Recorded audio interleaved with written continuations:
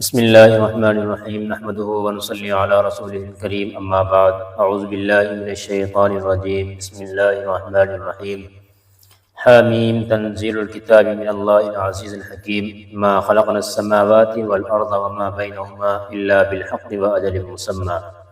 والذین کفروا عما انذروا معرضون۔ یہ سورہ احقاف شروع ہو رہی ہے اور 26واں پارہ ہے۔ اس صورت میں 29 اور 30ویں نمبر کی جو آیت ہے اس کے ذریعے سے پتہ چلتا ہے کہ یہ آپ صلی اللہ علیہ وسلم کے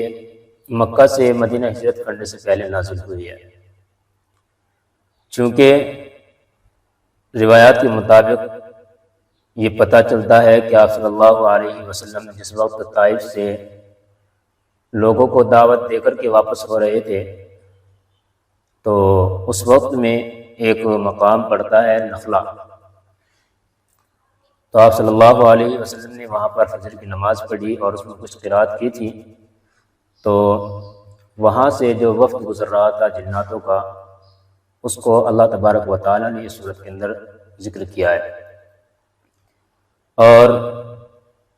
چونکہ دوسری صورتوں کی طرح مکی صورتوں میں اس صورت کے اندر بھی توحید، عقائد اور اسی طریقے پر رسالت اور آخرت کے دلائل بیان کیے گئے ہیں، اور اسی زمانے میں اس قسم کے واقعات پیش آ رہے تھے کہ بہت سے وہ حضرات تھے کہ جن کے والدین مسلمان ہو رہے ہیں تو اولاد مسلمان نہیں ہے، اگر کسی کی اولاد مسلمان ہو رہی ہے تو والدین مسلمان نہیں ہے، تو اب لوگ یہاں پر کشمکش میں تھے۔ اگر کسی کے والدین مسلمان ہو گئے تو اب ان کے ساتھ کیا معاملہ کیا جائے، مسلمان اولاد اپنے والدین کے ساتھ کیا معاملہ کرے گی، اور اگر کسی کی اولاد مسلمان ہو جائے تو والدین ان کو بہت زیادہ ستایا کرتے تھے، تو اب وہ کیا کریں گے۔ اس کے بارے میں بھی کچھ یہاں پر رہنمائی فرمائی گئی ہے۔ اللہ تعالیٰ نے کہا ہے کہ بھائی والدین اگرچہ آپ کے کافر ہیں لیکن والدین کا احسان بہت بڑا ہوتا ہے کہ انہوں نے آپ کو جنا ہے، ان کی ماں کو یاد دلایا ہے کہ بھائی ماں بہت بڑی چیز ہوتی ہے، تو اس وجہ سے تم ان کا احترام کرو اگرچہ تمہارے اوپر کچھ بھی کریں، ظلم کرنا شروع کر دیں۔ بہرحال اس میں قوم عاد کا خاص طور پر ذکر کیا گیا ہے اس صورت کے اندر، اور جس جگہ یہ قوم آباد تھی وہاں بہت سے ریت کے ٹیلے تھے جنہیں عربی زبان میں احقاف کہا جاتا ہے، اسی مناسبت سے اس صورت کا نام سورہ احقاف رکھا گیا ہے۔ بہرحال اللہ تعالیٰ بیان کرتے ہیں حامیم تنزیل الکتاب من اللہ العزیز الحکیم۔ یہ حامیم وہی ہے جو شروع سے چلتا آ رہا ہے، اور مقطعات میں سے کہ اللہ تبارک و تعالیٰ اس کی مراد کو جانتا ہے، کیا اس کا مطلب ہے۔ یہ کتاب اللہ کی طرف سے اتاری جا رہی ہے جو بڑا صاحب اقتدار، بڑا صاحب حکمت ہے۔ ما خلقنا السماوات والارض وما بینہما الا بالحق واجل مسمى۔ ہم نے آسمانوں اور زمین کو اور ان کے درمیان کی چیزوں کو کسی برحق مقصد کے بغیر اور کسی متعین میعاد کے بغیر پیدا نہیں فرمایا،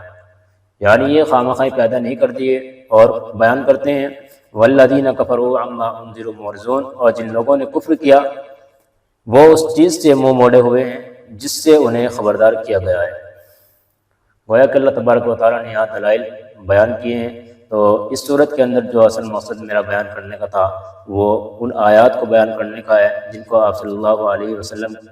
کے زمانے میں ووصینا الانسان بوالدیہ احسانا کے ذریعے سے بیان کیا گیا کہ بھائی تمہارے والدین جو تم پر ظلم کرتے ہیں وہ کرنے دو، لیکن آپ کو ان کے ساتھ اچھا معاملہ ہی کرنا ہے، بحیثیت مسلمان ہونے کے آپ کو ان کے ساتھ بڑا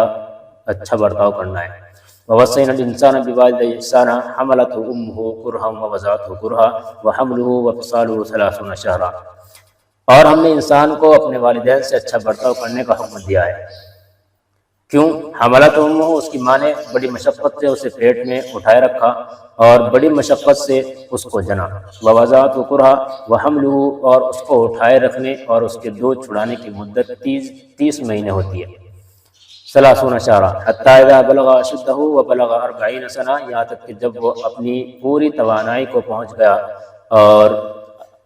40 سال کی عمر تک پہنچا تو وہ کہتا ہے یا رب قال رب اوزعنی ان اشکر نعمتک التی انعمت علی وعلی والدی وان اعمل صالحا ترضاه واصلح لی فی ذریتی انی تبت الیک وانی من المسلمین۔ انسان کیا کہتا ہے، یا رب مجھے توفیق دیجیے کہ میں آپ کی اس نعمت کا شکر ادا کروں جو آپ نے مجھے اور میرے ماں باپ کو عطا فرمائی، اور ایسے نیک عمل کروں جن سے آپ راضی ہو جائیں، اور میرے لیے میری اولاد کو بھی صلاحیت دے دیجیے، میں آپ کے حضور توبہ کرتا ہوں اور میں فرما برداروں میں شامل ہوں۔ گویا کہ یہاں پر یہ دعا بیان کی ہے۔ بعض روایت میں مذکور ہے کہ یہ حضرت ابوبکر رضی اللہ تعالیٰ عنہ کی طرف اشارہ ہے، انہوں نے یہی دعا فرمائی تھی۔ اور جو یہاں پر بیان کیا گیا ہے کہ حمل کی کم سے کم مدت، فقہاء کرام نے لکھا ہے کہ بھئی یہ 6 مہینے ہیں جس میں زندہ بچے کی پیدائش ممکن ہے، اور دودھ پلانے کی زیادہ سے زیادہ مدت 2 سال ہے۔ اس طرح سے 30 مہینے یعنی 2.5 سال کی مدت بنتی ہے۔ تو اس اعتبار سے قرآن کریم نے بالکل یہاں پر درست فرمایا 30 شہرا۔ آگے چل کے بیان کیا ہے وَإِصْرَفْنَا إِلَيْكَ نَفْرًا مِنَ الْجِنِّ يَسْتَمِعُونَ الْقُرْآنَ فَلَمَّا حَضَرُوهُ قَالُوا أَنصِتُوا فَلَمَّا قُضِيَ وَلَّوْا إِلَىٰ قَوْمِهِم مُنذِرِينَ۔ یہ وہ آیات ہیں جن کے بارے میں ابھی آپ کی طرف اشارہ کیا ہے کہ آپ صلی اللہ علیہ وسلم جس وقت طائف سے دعوت دے کر کے واپس لوٹ رہے تھے، اور طائف میں آپ کو معلوم ہی ہے، آپ کو یہ مرتبہ سن چکے ہیں کہ آپ صلی اللہ علیہ وسلم کا کیا حشر کیا گیا تھا کفار کی جانب سے، آپ کو کس طریقے پر ستایا گیا تھا کہ آپ صلی اللہ علیہ وسلم کی جوتیاں مبارک بھی خون میں لہلوان تھی۔ بہرحال یہاں پر جو واقعہ بیان کیا ہے اس کو بیان کرتے ہیں، کہتے ہیں وَإِصْرَفْنَا إِلَيْكَ نَفْرًا مِنَ الْجِنِّ يَسْتَمِعُونَ الْقُرْآنَ۔ اللہ تعالیٰ کہتے ہیں اور اے پیغمبر یاد کرو جب ہم نے جنات میں سے ایک گروہ کو تمہاری طرف متوجہ کیا۔ یہ گروہ گویا کہ گھوم رہا تھا، چکر لگا رہا تھا، وہاں گشت کر رہا تھا، تو اللہ تعالیٰ نے اس گروہ کو، جناتوں کا جو گروہ تھا، اس کو آپ صلی اللہ علیہ وسلم کی طرف متوجہ کیا۔ اور کرتے کیا ہیں، کہتے ہیں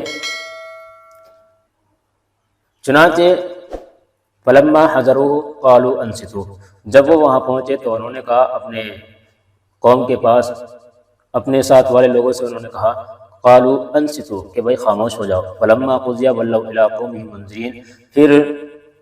جب وہ پڑھا جا چکا یعنی قرآن کریم سنا جا چکا تو وہ اپنے قوم کے پاس انہیں خبردار کرتے ہوئے واپس پہنچے۔ یعنی کہ آپ صلی اللہ علیہ وسلم کا جب یہ قرآن کریم سن چکے تو یہاں سے یہ اپنی قوم کے لیے تبلیغ کرنے کے لیے نکل پڑے۔ اور آپ صلی اللہ علیہ وسلم چونکہ نبی ہیں، اور نبی آپ صلی اللہ علیہ وسلم پوری دنیا کے لیے، پوری کائنات کے لیے نبی ہیں، کافر ہو، مسلمان ہو، جنات ہو، کوئی بھی ہو، سب کے لیے آپ صلی اللہ علیہ وسلم کو نبی بنا کر کے بھیجا گیا ہے۔ اور آپ صلی اللہ علیہ وسلم کے جو اس طرح کے واقعات ہیں کہ آپ نے جناتوں سے ملاقات کی ہے اور جناتوں کو آپ نے دعوت دی ہے، تبلیغ کی ہے، تو اس طرح کے اور بھی واقعات ملتے ہیں۔ روایات کے اندر موجود ہے کہ ایک صحابی رضی اللہ تعالیٰ نے کہ آپ صلی اللہ علیہ وسلم نے ایک دائرہ کھینچ کر کے ان کو وہاں کھڑا کر دیا کہ تم یہاں کھڑے ہو جاؤ، اس سے باہر نہ آنا، کیونکہ جناتوں کے اندر جو شرارت پائی جاتی ہے یہ بہت شریر ہوتے ہیں۔ اس وجہ سے آپ صلی اللہ علیہ وسلم نے ان صحابی کو وہاں کھڑا کر دیا اور آپ آگے تبلیغ کے لیے چلے گئے۔ تو اسی کی ایک کڑی یہ بھی ہے کہ بھئی آپ صلی اللہ علیہ وسلم کے قرآن کو سن کر کے کس طرح مبعوث ہوئے یہ جنات کی قوم، اور انہوں نے کس طریقے پر ایمان قبول کیا، یہ پورا واقعہ سورہ جن میں انشاءاللہ بیان کیا جائے گا۔ بہرحال جو یہاں پر بیان کیا ہے قالوا یا قومنا، انہوں نے جب آپ صلی اللہ علیہ وسلم کا قرآن سنا تو انہوں نے کیا بات کہی تھی، اس کو قرآن کریم نے ذکر کیا ہے۔ انا سمعنا کتابا انزل من بعد موسیٰ مصدقا لما بین یدیہ یہدی الی الحق، انہوں نے کہا اے ہماری قوم کے لوگوں یقین جانو ہم نے ایک ایسی کتاب سنی ہے جو موسیٰ علیہ السلام کے بعد نازل کی گئی ہے، یعنی ہم نے تورات کو سنا ہے۔ اس سے پتہ چلتا ہے کہ جناتوں کی جو عمریں ہوتی ہے یہ بھی بہت زیادہ ہوتی ہے۔ ہمارے استاد محترم شیخ الحدیث صاحب دامت برکاتہ عالیہ نے ایک واقعہ بیان کیا تھا اسی دورہ تفسیر کے درمیان، تو وہ بیان کر رہے تھے کہ بھائی ایک جنات ہے وہ تقریباً 2000 سال کا تھا، 2000 سال کا، بہت لمبی لمبی ان کی عمریں ہوتی ہیں۔ تو اس نے کیا کہا کہ ہاں میں نے یہ بات آپ صلی اللہ علیہ وسلم سے سنی، کوئی بات چل رہی تھی تو ان سے معلوم کیا گیا کہ بھئی یہ صحیح کہہ رہے ہیں، تو انہوں نے کہا کہ ہاں میں نے آپ صلی اللہ علیہ وسلم سے یہ سنا ہے۔ غالباً مجھے یاد پڑتا ہے یہ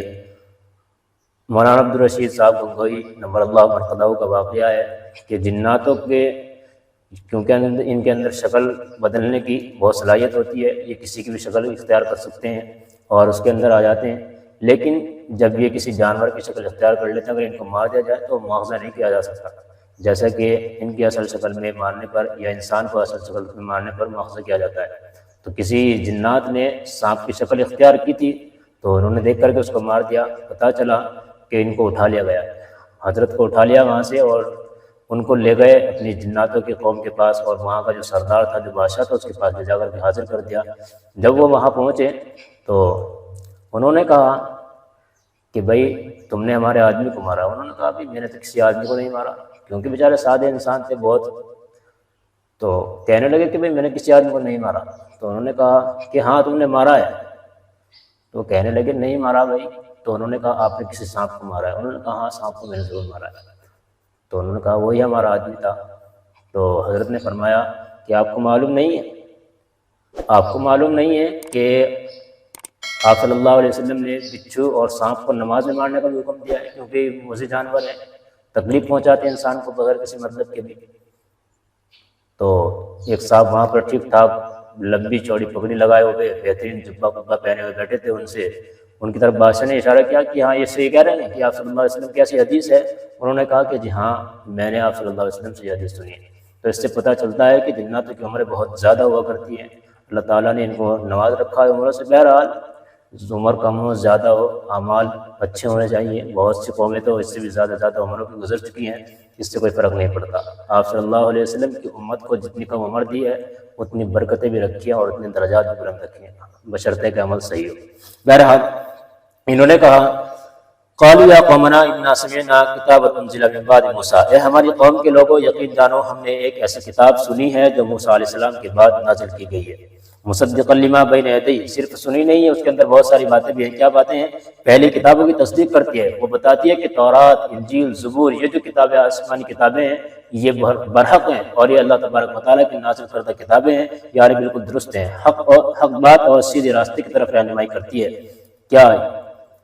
یہدی الی الحق و الی طریق مستقیم، حق بات اور سیدھے راستے کی طرف ہدایت کرتی ہے۔ یا قومنا اجیبوا داعی اللہ، یہ کہنے لگے کہ ہماری قوم کے لوگوں اللہ کے داعی کی بات مان لو، یعنی ان کی بات کو سن لو اور ان پر ایمان لے کر کے آ جاؤ، وآمنوا بہ، اور ان پر ایمان لے آؤ، یغفر لکم من ذنوبکم ویجرکم من عذاب علیم، اور کہتے ہیں کہ اللہ تمہارے گناہوں کو معاف کر دے گا اور تمہیں ایک دردناک عذاب سے پناہ دے دے گا، اللہ تم کو نجات دے دے گا ایک دردناک عذاب سے۔ گویا کہ ایک جنات جو اتنی شریر قوم ہوتی ہے اس کے سمجھ میں آ گیا، لیکن ایک مسلمان اس بات کو سمجھنے کے لیے تیار نہیں ہے کہ قرآن کریم کیا کہہ رہا ہے، کیا سمجھا رہا ہے، کوئی اس کے پیچھے پڑنے کے لیے تیار نہیں، صرف اپنی خواہشات کے مطابق دین اسلام کو ڈھالا جا رہا ہے اور اپنی چاہت کے مطابق ہر کوئی چاہتا ہے کہ میری چاہت کے مطابق مجھے مسئلہ معلوم ہو جائے۔ تو عزیزو یہ ایسی چیز نہیں ہے، یہ کوئی ہمارے گھر کی یا ہماری ٹھیکیداری تھوڑی اس میں چلتی ہے کہ ہم جس طریقے پر چاہے اس کو موڑ دیں۔ یہ تو اللہ تبارک و تعالیٰ کا نازل کردہ کتاب ہے۔ یاد رکھو وَمَن يَتَعَدَّ حُدُودَ اللَّهِ فَقَدْ ظَلَمَ نَفْسَهُ، جس نے اللہ کی حدود کو کراس کیا، پار کیا، تو اس نے خود اپنے اوپر ظلم کیا، اللہ کا کوئی کچھ نہیں بگاڑ سکتا۔ اللہ نے تو تیار کر رکھی ہے جنت بھی جہنم، کتنے واقعات آپ کو شروع رمضان سے آپ کے سامنے آ چکی ہیں، کس طریقے پر عذابات اللہ تبارک و تعالیٰ نے رکھ رکھے ہیں، تیار کر رکھے ہیں، اور جو اللہ تبارک و تعالیٰ کی حدود سے تجاوز کرتے ہیں، ان کو پار کرتے ہیں، تو اللہ تبارک و تعالیٰ ان کو نہیں چھوڑے گا۔ بہرحال وَمَن لَّا يُجِبْ دَاعِيَ اللَّهِ، یہ ایک جنات بات کر رہا ہے اور کہتا ہے وَمَن لَّا يُجِبْ دَاعِيَ اللَّهِ فَلَيْسَ بِمُعْجِزٍ فِي الْأَرْضِ وَلَيْسَ لَهُ مِن دُونِهِ أَوْلِيَاءُ، اور جو کوئی اللہ کے داعی کی بات نہ مانے تو وہ ساری زمین میں کہیں بھی جا کر اللہ کو عاجز نہیں کر سکتا۔ کہیں سے کہیں تک انسان چلا جائے، آسمان کے کناروں پر، زمین کے کناروں پر، کہیں سے کہیں تک پہنچ جائے، لیکن اللہ تبارک و تعالیٰ کو کوئی چیز عاجز نہیں کر سکتی۔ آپ کے پاس چاہے کتنی بڑی طاقت ہے، کتنے بڑے ایٹم بم ہے، اللہ تبارک و تعالیٰ کی ایک ہوا کے سامنے بھی کوئی رک نہیں سکتا، کوئی اس کے سامنے کھڑے ہونے کی صلاحیت رکھتا ہی نہیں ہے۔ تو انہوں نے اس نے بیان کر دیا وَلَيْسَ لَهُ مِن دُونِهِ أَوْلِيَاءُ، کہ بھائی آپ عاجز بھی نہیں کر سکتے، اور یاد رکھو اللہ کے سوا اس کو کسی قسم کے رکھوالے بھی نہیں ملیں گے۔ اللہ کو دوست بنا لو، یہی سب سے بہتر ذریعہ ہے۔ قرآن کریم کے ذریعے سے، عبادات کے ذریعے سے، استغفار کے ذریعے سے جو آپ رکھو گے تو اس کے ذریعے سے آپ کو بہت اچھی چیزیں حاصل ہو جائیں گی۔ اللہ تعالیٰ ہمیں سمجھ کے عمل کی توفیق نصیب فرمائے۔